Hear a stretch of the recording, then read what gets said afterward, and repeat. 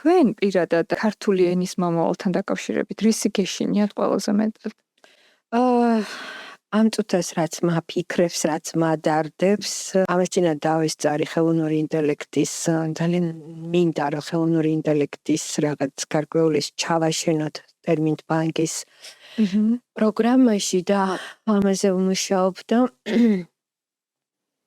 ლექციას ვერ კითხულობ და ტერმინები არა გაქვს, აზრის გამოთქმაც გიჭირს და ამ დროს გიორგი ნიკოლაძე ამბობდა მეცნიერულად დაასაბუთა რას აფუჭებს უცხო ტერმინი და ერთ-ერთი იყო რომ ენის მომავალს უქმნის საფრთხეს და წინ გველოდება ბაბილონის გოდოლი.